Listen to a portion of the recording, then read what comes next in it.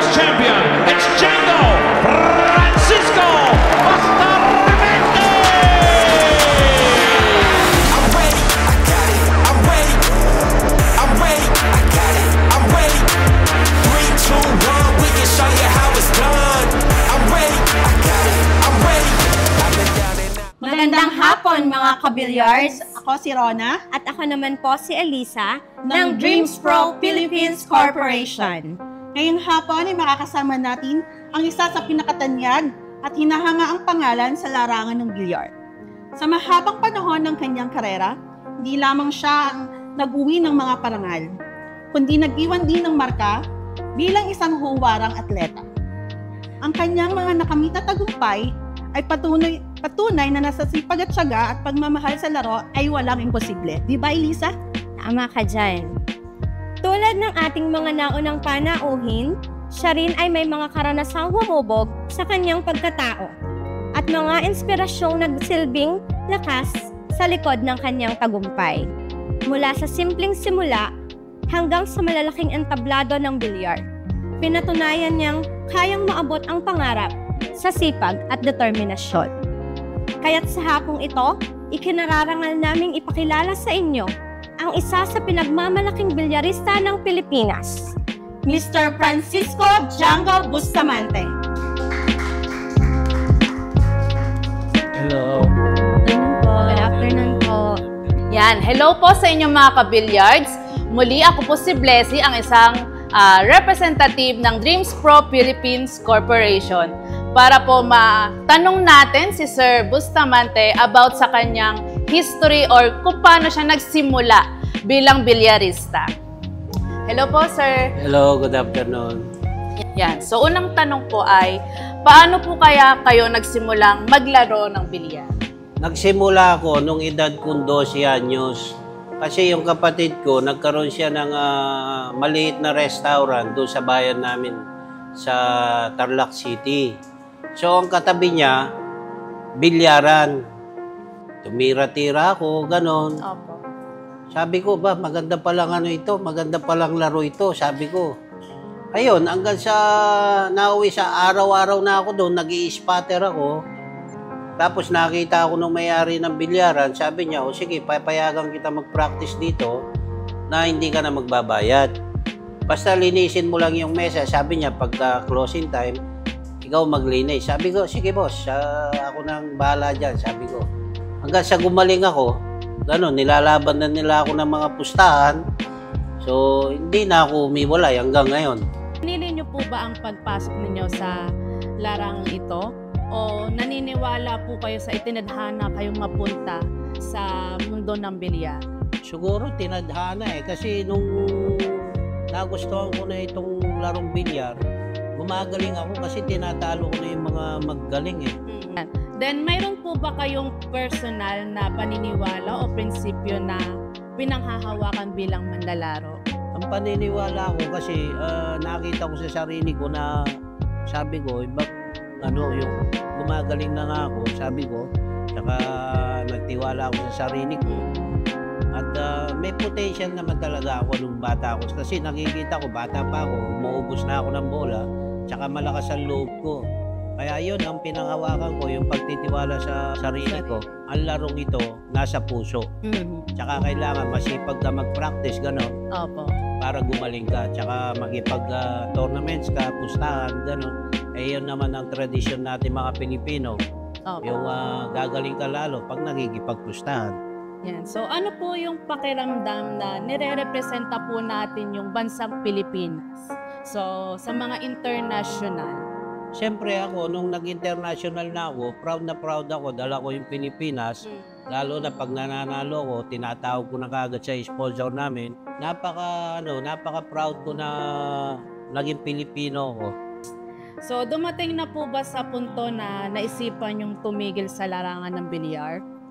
Tingin ko, hindi ako titigil hanggang may bilyar. Hanggang kaya ko pa. Tsaka, hindi lang naman yun nakakatulong pa ako sa mga kabataan kasi kami ni paring Efren, coach ako ngayon ng Philippine Sports Commission. So may mga estudyante ang mga bata na lumalaban ng mga SEA Games. So yung kaalaman ko, binabahagi ko sa kanila. Yan. So ano po yung nagtulak sa inyo para magpatuloy? Sabi ko sa sarili ko, pagbubutihan ko na talaga to. Kasi puro panalo na ako, lalo nang mapunta ako ng Germany, ng US, puro nagcha-champion ako. Kaya yun ang nagtulak sa akin para ituloy ko itong laro. And then yung last question po natin. So mayroon po ba kayong gustong maabot or maambag pa sa mundo ng bilyaran? Actually, naabot ko na lahat Kasi lahat ng klaseng tournament, sinalihan ko. Halos nakuha ko na lahat ng mga tournaments. Isa lang ang hindi ko nakuha, yung US Open. Opo. Almost nandun na ako. Biruin mo, 4 times ako nag-semifinal. Hindi ako lumulusot sa finals. Ako, kahit itong edad ko neto, kung ang tournament nandito lang sa mga malalapit, sasali pa rin ako. Pero yung dadayo pa ako kasi argabyado na ako kasi iba na ang laro ngayon. May jump cue, gano'n. Tsaka yung mga bata ngayon, mapupusok, puro ibang klase na yung laro nila. Ibang-iba na kaysa sa nung araw. Sa US, meron silang tinatawag yung one packet. At itong edad ko nito, nagcha-champion pa rin ako dun. Tsaka yung bank, nagcha-champion pa rin ako dun. Pero yung 9 ball, 10 ball, mahihirapan na ako. Siguro 30-70 na. Ako yung 30, sila yung 70. Yes. Maraming salamat po sa lahat ng naibahagi niyo po sa amin. So naniniwala po kami na marami po kayong na-inspire at mas marami pa po kayong mabibigyang inspirasyon sa mundo ng bilyar. Yan. So isang karangalan po na kayo po ay aming makasama at makapanayam ngayong araw na ito. So nais din po naming samantalahin ang pagkakataong ito upang maipakita at mapalaruan po ang aming mga bilyarang ipinagmamalaki ng Dreams Pro Philippines Corporation, mga produkto po mismo ng aming kumpanya. Maraming po salamat at gusto ko rin magpasalamat sa Dream Pro kay Mr. and Mrs. Reyes sa pag-invite nila sa akin dito. At sana ay dito yung una, marami pang beses na mangyayaring nandito ako dahil gagawa sila ng mga tournament. So maraming salamat sa inyo, Mr. Reyes, Mr. and Mrs. Reyes, at saka sa Dream Pro. Mabuhay! Okay, Sir Django. So ito po yung isa sa aming pinagmamalaki na bilyaran ng ating pong Scorpion X. So ito po yung auto ball na table, and then MDF po yung kanyang sides, and yung kanyang pong bandahan is oilin, and syempre granite din po yung slate niya, and metal po yung mga corner niya. Bang, ganda! Ito, lalaroin ko na to.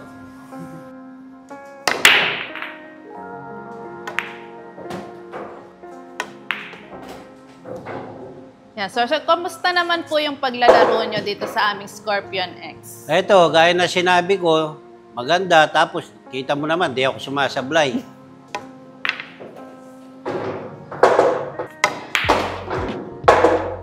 Oo, tsaka maganda yung gulong ng mesa. Mabagal. Hindi siya masyadong madulas. So, maganda yung mesa. Kalimitan po, mas okay po ba sa manlalaro ay yung mabagal or kesa po doon sa mabilis? Mas gusto nila yung mabagal kasi kumisan yung mabilis. Depende kasi sa tapete. Pag Simonis cloth, talaga mabilis yun. Opo. Pero itong gulong na ito, maganda. So after naman po ng ating Scorpion X, meron din po kami nitong ating Scorpion 7 Billiards. Yan. So ito naman po ang pinagkaibahan sa ating Scorpion X is manual naman po yung kanyang packet. And then MDF din po yung kanyang sidings. And syempre, metal po yung corner niya, and yung side pocket naman po niya is hard plastic. And katulad nga po na sabi ko kanina na manual lang po yung kanyang pocket. And then yung sa bandahan din po niya is oily. Oh, panalo na ako.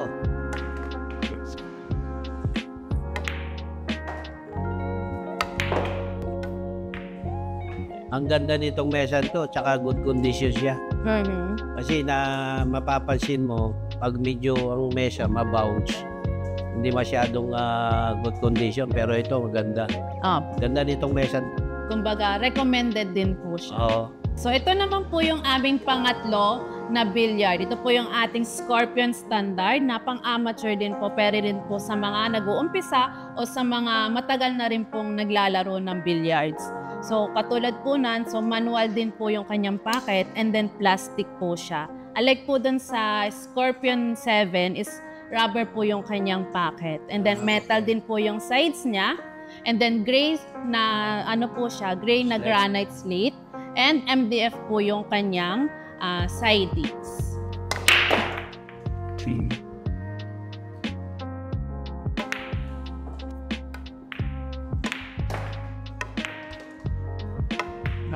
Magandang paglaruin. Baga, pulido po talaga yung Para sa mga amateur, magugustuhan nito. So, isa din po ito sa bestseller namin and sa mga nag-uumpisa po na mga business ng billiards.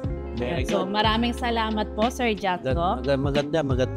Yan, sir. And then, ang last at not but the least natin na bilyaran is ito pong aming bago na Black Diamond 8. Yan. So, ito po yung isa sa mga bago naming bilyaran at isa sa mga nagiging bestseller po namin. Again, katulad po na sinabi ko, manual din po yung kanyang packet and oilin po yung kanyang bandahan. Then, MDF yung kanya pong sidings. And then, ganun din po sa ating mga corner is, ano naman po siya, metal. And ang kagandahan din po sa kanya, yung paa po niya is kakulay din po ng mga corner natin na rose gold. And pwede po siyang leg leveler. Yan. So, kung gusto niyo po na mataas or mababa lang. Yan. So, pwede niyo na po siyang paglaruan. Gandang mesa.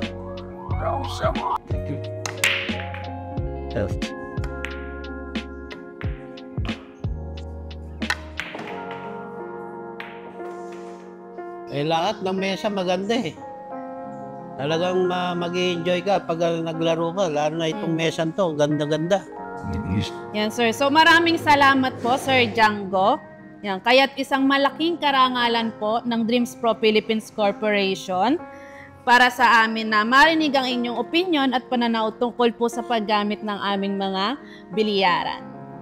Yan. So, muli maraming salamat po, Sir Django. Naway marami po kayong laban na may panalo at patuloy ninyong maipagmalaki ang ating bansa sa iba't ibang panig ng mundo. Maraming salamat din Bilang sa inyo. mga Pilipino, pinagmamalaki po namin kayo. Maraming po salamat ulit sa inyo, sa inyong pagtitiwala at maraming salamat din sa Dreams Pro. Salamat sa Dreams Pro Philippines Corporation. Ang mga branches nito, Laguna, Manila, La Union, Cebu, Iloilo, at Bulacan. Yan. So, Sir Django, hindi lang po billiards yung aming ibinebenta, kundi meron din po ang Dreams Pro Philippines Corporation na ino-offer din na iba't ibang klase ng sports or products.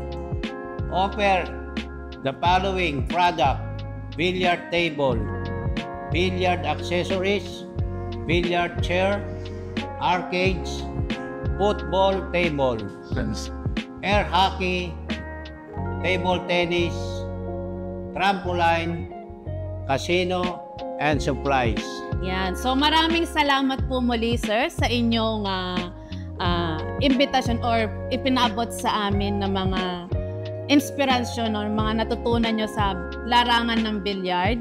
Yan. So maraming salamat po muli. Ngayon, sa ating mga ka-billiards dyan or sa ating mga customer, yan. So meron pong raffle ang ating Dreams Pro Philippines Corporation na every purchase po na 1,000 pesos. So meron po kayong makakamit na raffle every end of the month po. Ito pong ating Scorpion X Billiard Cue Stick. So makukuha nyo po sila sa end of the month. So pwede po kayong umorder ng via platform namin or pwede rin po kayong mag-walk-in. So maraming salamat po sa inyo. Maraming salamat din. Ano pa hinihintay nyo? Go na! Ang Dreams Billiard Hall ay bukas din sa mga nagnanais mag-franchise. Kung nais mong magkaroon ng sariling negosyo na may kasamang libangan, ito na ang iyong pagkakataon. Bukas ang Dreams Billiard Hall para sa franchise opportunities. Kaya kung sa mga nais makakuha ng iba pang detalye, maaari po kayong mag-message sa amin sa mga ibibigay po naming mga informasyon sa amin pong mga posts.